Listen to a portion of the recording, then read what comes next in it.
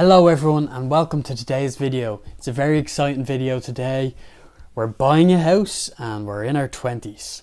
So I'm going to go through various tips through this video that will help you on your road to purchasing your home. Please like and subscribe. I'm going to be bringing out future content on how to increase your wealth, how to get other sources of income, how to manage your savings, how to budget, and investment material also.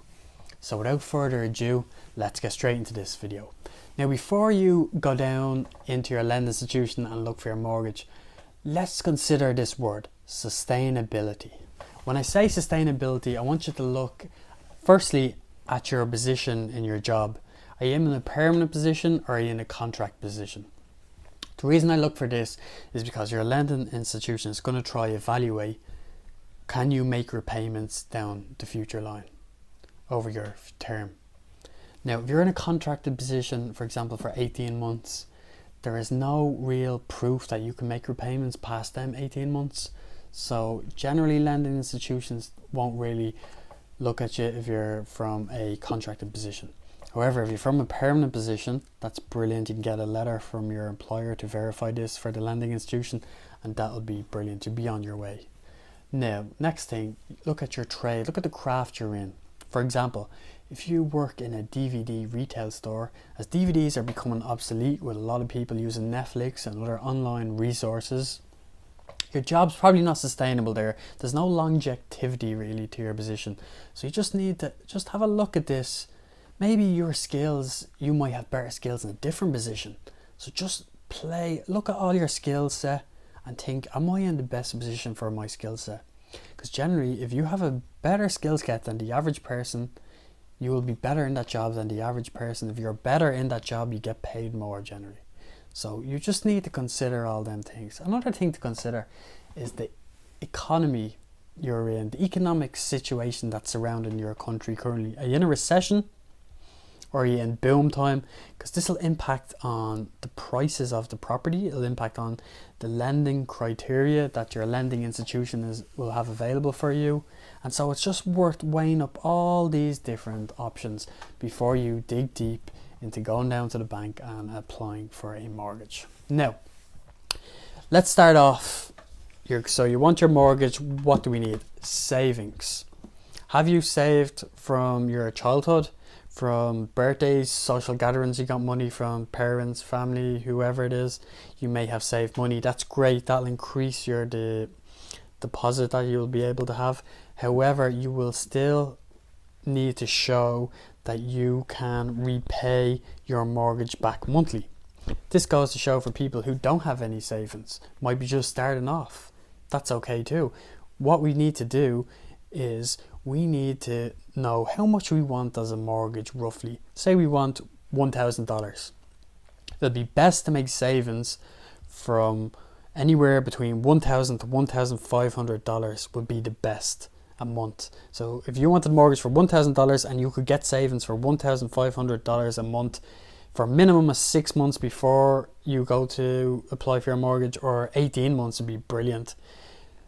Then you're shown that you can save that amount of mortgage that you're looking for, which is what a lending institution will look for. Now you're probably wondering, well, if I want a mortgage for $1,000 a month, why would I save up to $1,500 a month? It's because your lending institution is gonna look at what will happen if interest rates increase. This is your mortgage interest rates. So if mortgage interest rates increase, are you going to be able to pay that variance between that $1,000 and now your new mortgage, which could be $1,200 with the interest rate increase, for example? You can be able to pay that extra $200 a month, and by you saving up to $1,500, you're showing that you're ready for this mortgage. Now, another thing we need to look at is our repayments.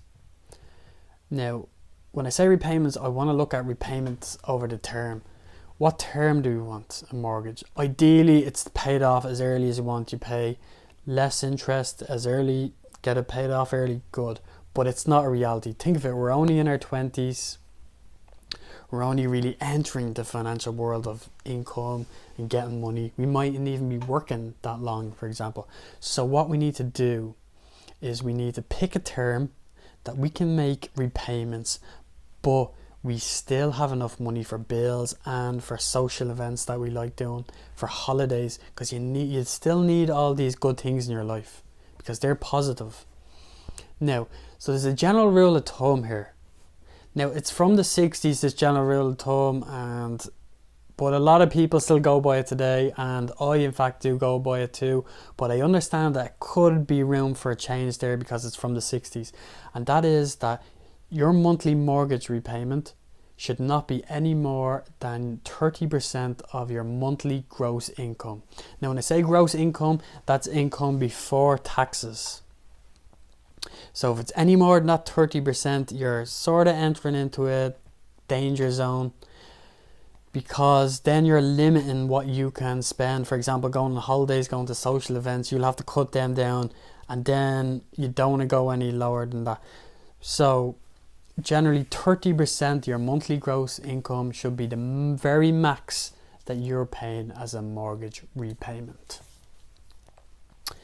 Now, we also need to look at to continue to save after you draw down your mortgage, because you need to save for a rainy day if anything ever happens, if mortgage interest rates go up, or if you lose your position in your job. You need to have savings there, so these will help you get back to where you were currently. So savings are crucial after drawdown. They're vitally important, and make sure you keep saving. Did you know the average American cannot afford $500 of emergency spend a month? So for example, if your car broke down and the repairs were $500 in the average month, the average American could not pay to fix their car worth $500. So you need to ensure just that you keep saving so you have something to fall back on. Now, there's things that we can do that will save us money when we're buying a house. These are always overlooked by people. They're generally never discussed, and I want to go through them with you. Now, when you're buying a house, buying the lowest priced house is not always the best option. Even if it's the biggest house, the nicest house, it's still not always the best option. Generally, there's a reason why the price is low. If you buy a property, low price, lovely property, and the area has no clean water, you're going to the shop on a daily basis, weekly basis, and you're purchasing bottles of water. You're increasing your cost of living. If your property is miles away from friends, family, or your job, you're increasing your transport costs. You're paying more petrol, you're paying more diesel, or you're paying gas, and that's going to increase your cost of living. The telecommunications might also be bad in that area. You mightn't get broadband, home telephone mightn't be good. So you need to just weigh up all these different variables. That there's a reason a house might be extremely cheap, or there's a reason if it is close, it might be a bad neighborhood, there might be a lot of criminal activity that you just need to have a look at. Another thing is public transport is huge, because if the infrastructure is bad, you're traveling to work, you're traveling to friends, family, it's going to be affected. So it's not always worth to buy the cheapest property in the cheapest locations. Don't. Just pick something that's near friends, family if necessary, and near your work, so it's easy to get to and from, because you don't want a long commute of 2-3 hours, even more a day. That's going to wear you down. You're going to be second guessing, why did I buy this property, why did I buy it here? And it's just not something you really want to look at. Now, I want to discuss, when you go in and you're talking to your mortgage provider, they're going to say, okay, so I want to discuss 3 things with you. I want to discuss fixed interest rates, I want to discuss variable interest rates, and I want to discuss our mortgage offers. Now, fixed rates, okay. Generally, I think fixed rates are positive, especially starting off, because we're in our 20s, we're just at the buying a house, and we want to know how much we're going to be paying for our first couple of years, at least, because it's just beneficial you know this is all new for you, so you don't want prices jumping up and down. You might be on tight margins, so you just want to know how much you're going to be paying and how many years. So that's how a fixed interest rate option might be more beneficial, especially starting off in your mortgage. With a fixed rate, you pay the same mortgage interest rate for the term that's agreed. Maybe it could be 1 year, 2 year, 5 year. So you'll know your repayments. That'll be 5 years down the line, for example. So that could be beneficial for you there. Now, if you want to go for a variable rate, the variable rate is made by, in the European Union, the central bank, and the United States of America, the Federal Reserve. These make the variable rate. They can increase them and decrease them. So repayments for you could go up, repayments for you could come down. That's another option you have. Now, when you go into this lender provider, they're more than likely going to tell you about all the offers they have. I'm going to give you an example of an offer. Some mortgage providers will offer you 2% cash back on drawdown of your mortgage. Now, on the onset, that sounds brilliant. Imagine that. You just moved into your property, you've drawn down your mortgage, you've paid your massive amount of money to the seller, and now you've just moved in. You need money for appliances, you need money to buy fixtures, fittings for your new house, and then say for example the property was, or the mortgage was $300,000. You got that 2% cash back of $6,000. You've $6,000 to spend on appliances and all. That sounds great.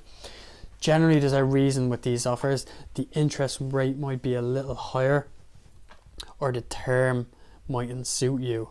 So just have a look.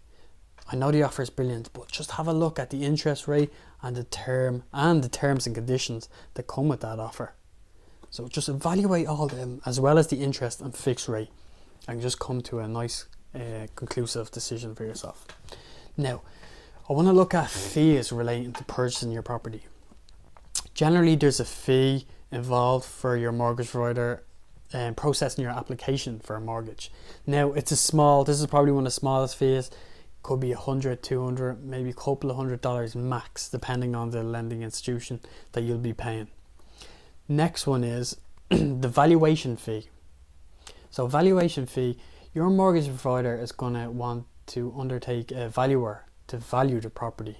Because remember, they want to make sure that if you don't make them repayments and your property gets repossessed, that they can claim back the value of your property. So they need to make sure that roughly with your mortgage and your deposit, that's roughly around the same price, the market value of the property.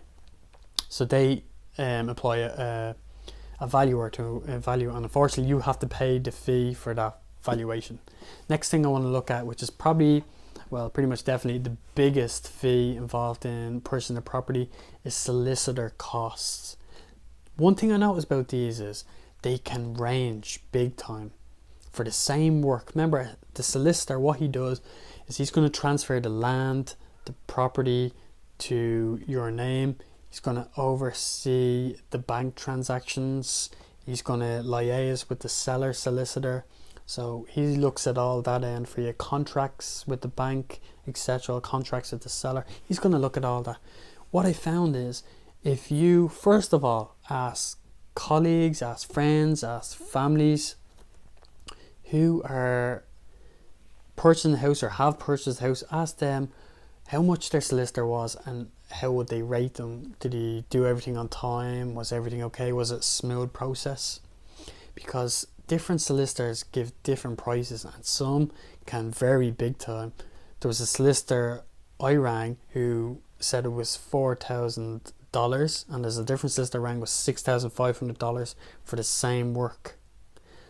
So you need to just value out best price you can get there. So ring beforehand, ring a couple of solicitors, talk to people you know, you'll get the best price there.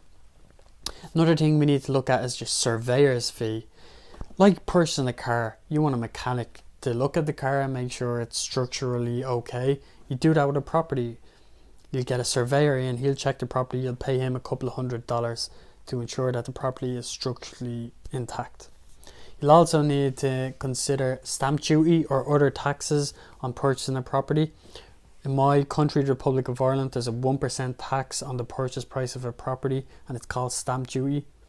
So if the property is $300,000, 1%, $3,000 goes to the tax man, unfortunately.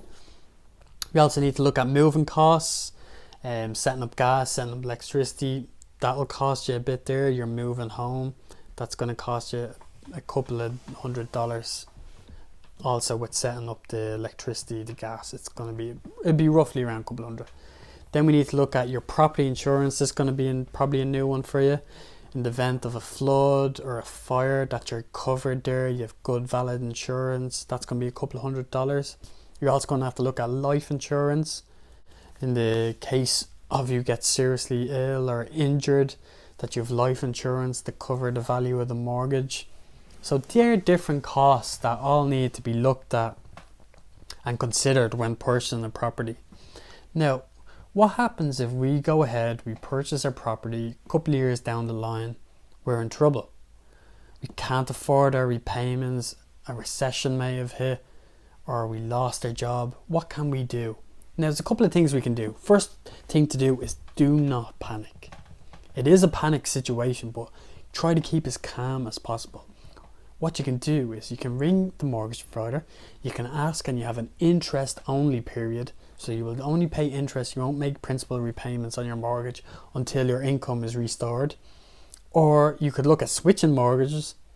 So a different mortgage provider might be offering a better interest rate at that time, which would be highly beneficial to you. Or you could also look at increasing the term of your mortgage. That will reduce your repayments as well. So there are three things you could look at just from a mortgage perspective. In other videos I'll go through loads of things, but from this video, from mortgage perspective, there are three things you could do if you ever run into difficulties with your mortgage down the line. Now, one thing that I always recommend when you have your mortgage, and even now before you have your mortgage, is very important, that you make a monthly budget, income and expenditure, which are ingoings and outgoings. They are very important. Now, I'm not saying look at it every day, oh, did I do this, did I do that? No, look at it once every week, every 2 weeks, but create it on a monthly basis and just review it. Make sure the variance of allowance you have, make sure you're not overspent on it, because that's vitally important. You still want to go on your holidays, you still want to have your fun, your cinema, your sports club, your social events. They still need to be there.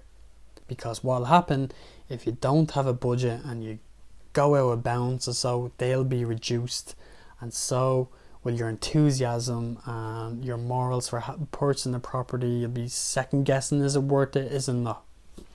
So I hope you enjoyed today's video. That's just a couple of hints and tips I have, and I'm going to be creating a lot more videos, a lot more content on different financial and different money situations. So please like and subscribe.